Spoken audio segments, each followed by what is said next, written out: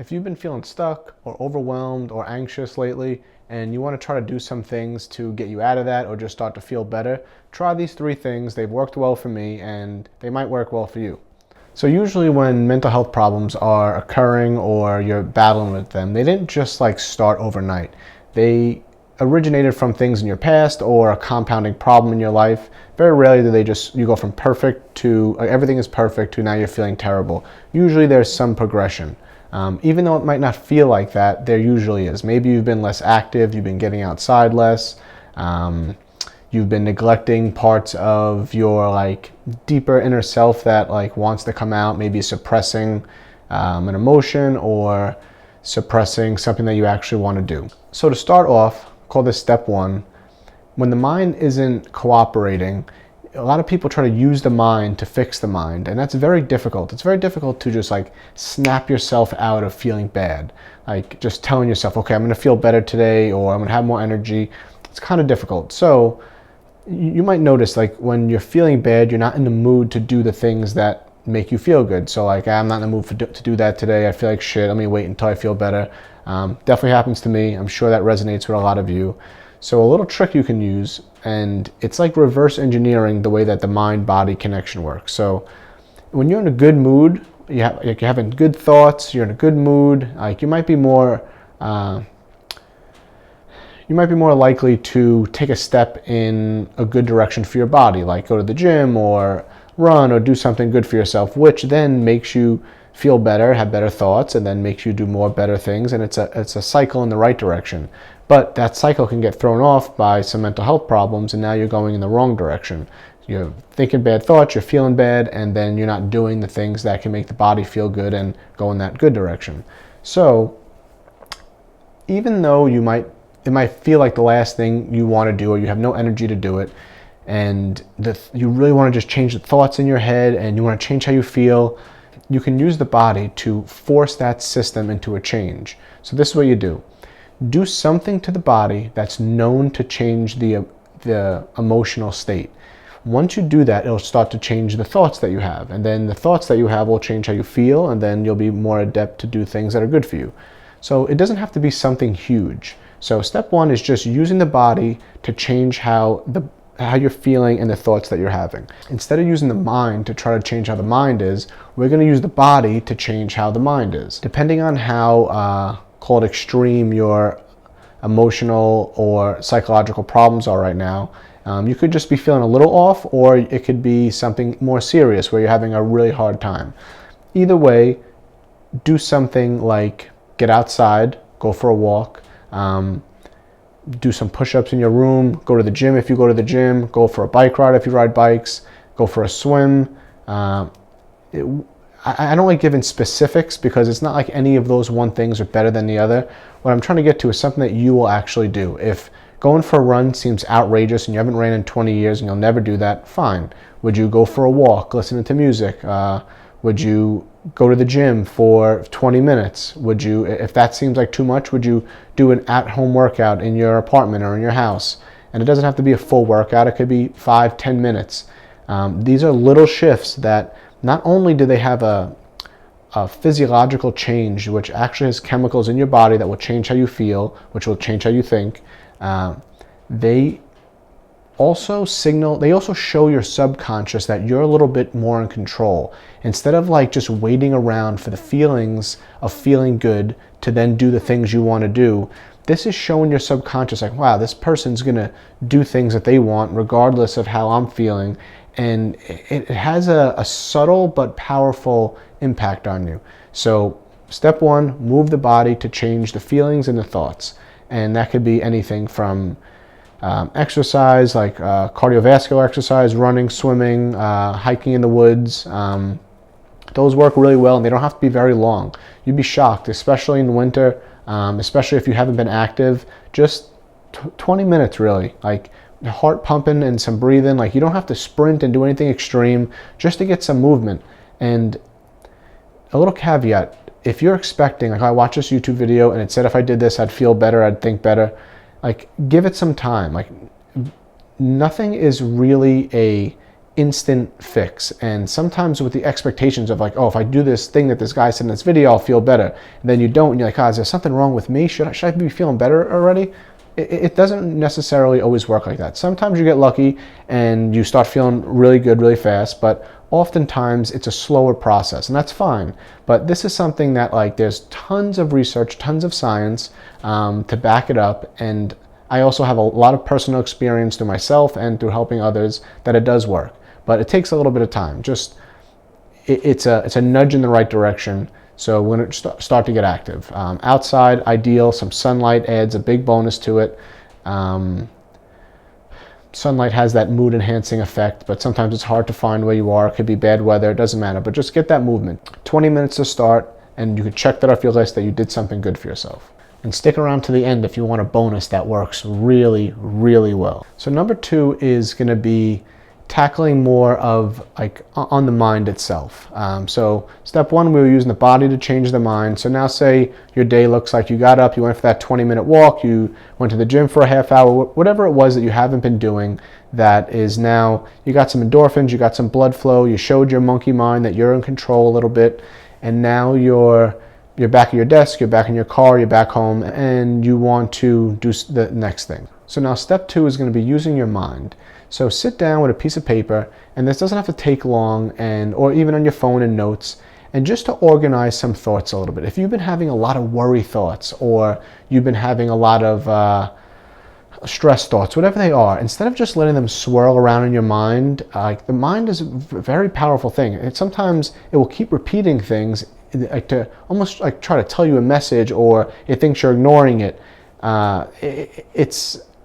It can be incredibly powerful, and sometimes it can feel like you're out of control. But there's some things you can do like this to quiet down that monkey mind. So give yourself this dedicated, say, 10 minutes, and get a piece of paper out, or get get your phone and your notes, and write down some of the scary thoughts that you've been having, or the stress thoughts, or what you've been worried about. And it could just be stream of consciousness. That means just like there's no right or wrong answer. Just get to writing. And if you don't know where to start with something very simple. What's one thing that has stressed me out this week? And then just continue from there. And things I've worried about, even if it's weird. I worry that this eye twitch could be something serious, or these stomach aches are never going to go away, or like, did that thing that I said in front of my boss, are they going to fire me? They could be things about your body. They could be things that you've said, or things that you're worried about other people, whatever they are.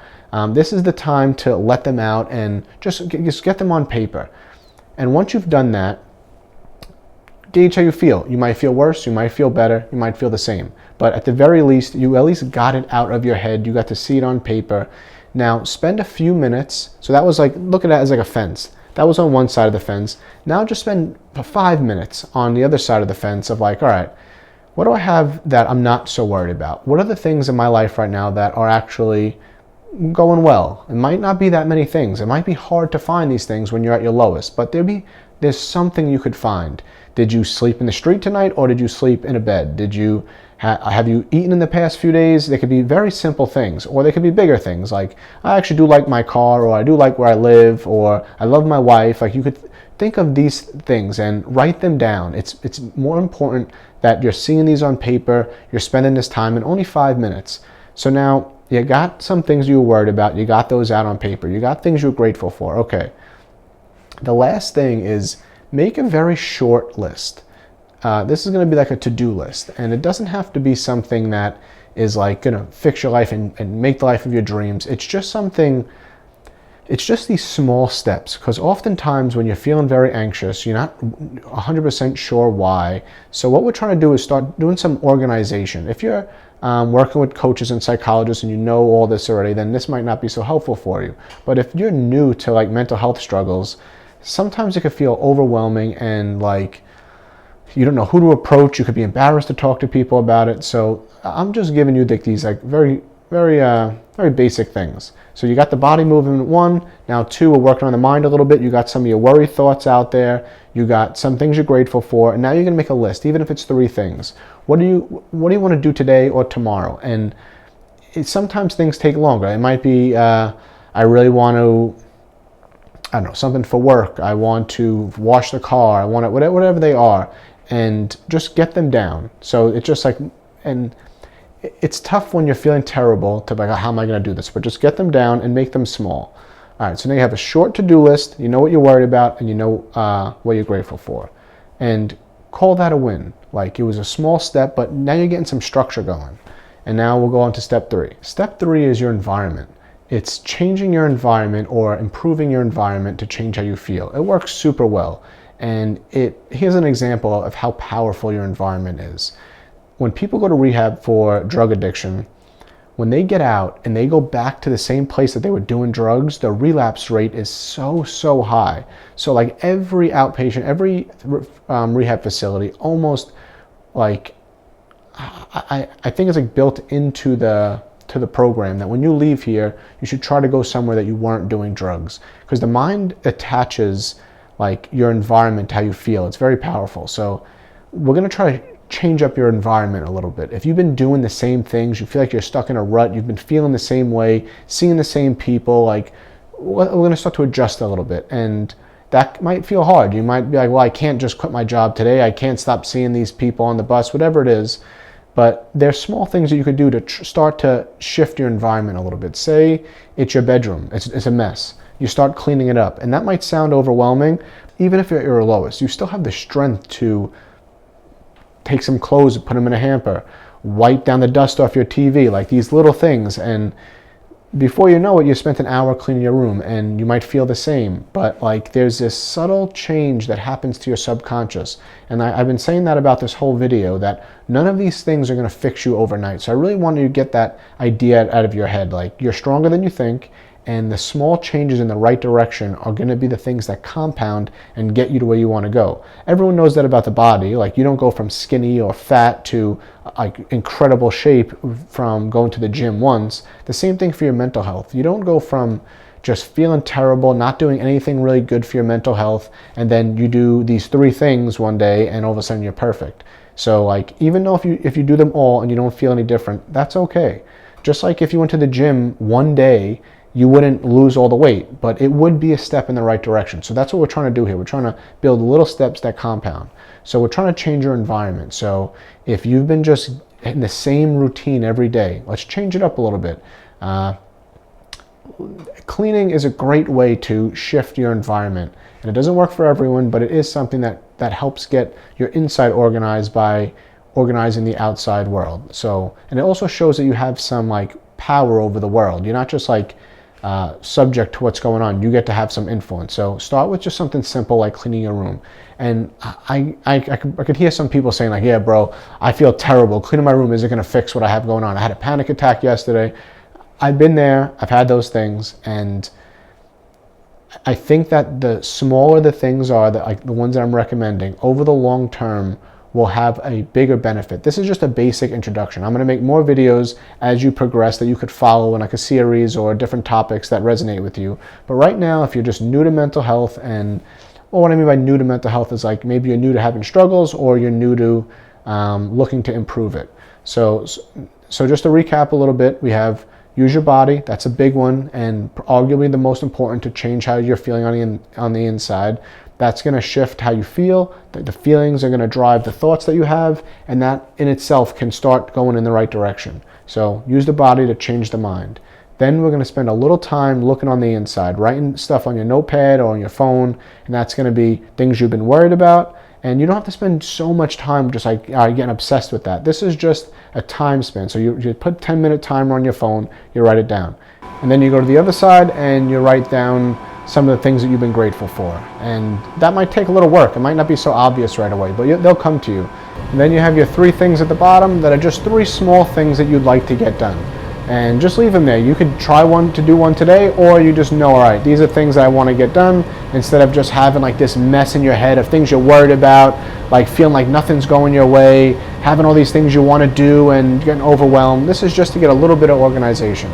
And then the last thing is changing your environment. So that's going to be getting outside a little bit more, cleaning up your house, washing your car, changing your appearance, getting a haircut, just showing some agency over the world that you live in, yourself and the things around you. You have some like little projects around the house you want to do and you've been avoiding them, take a very small one. You'd be surprised how like once you start to see some visual progress, especially when you feel like nothing's going right, just a simple project like you've wanted to, I don't know, put something together or paint a piece of furniture or something really simple. Just grab that, and even though it might not seem like a priority, what you're looking for here is to build this little momentum and like show your subconscious that, okay, like even though I'm feeling bad, I can still make these moves, and they will start to compound. And if you stuck around this long and you want to know what the bonus thing is, if you've been a follower of this channel or you've watched any of my videos, you know I'm a huge proponent of cold water therapy. And I didn't start the video off like that because I didn't want people to think like that's all I'm telling people to do all the time. But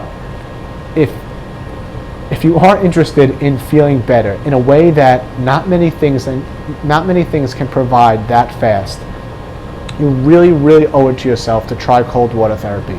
And I don't mean go sit in an ice bath in the middle of winter for 10 minutes.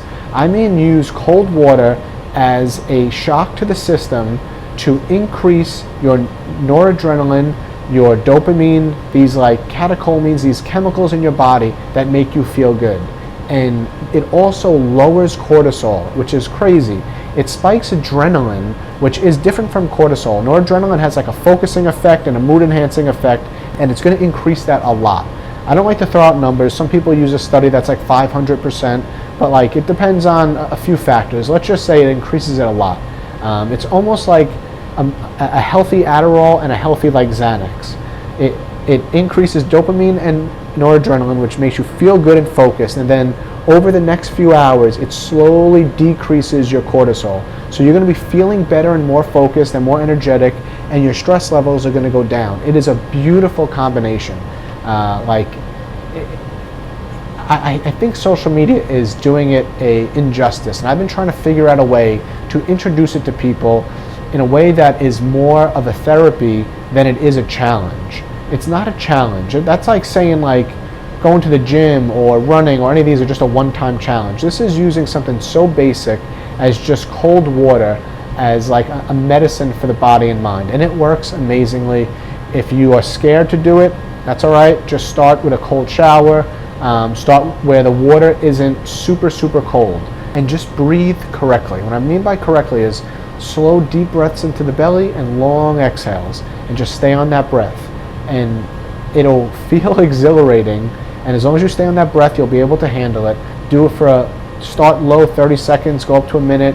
Ideally, you'll be in a cold plunge or a body of water up to your neck for a few minutes. In water that's like difficult, not where if it's too easy, you're not really going to get much benefits, but you want it to be like hard, but you could still do it.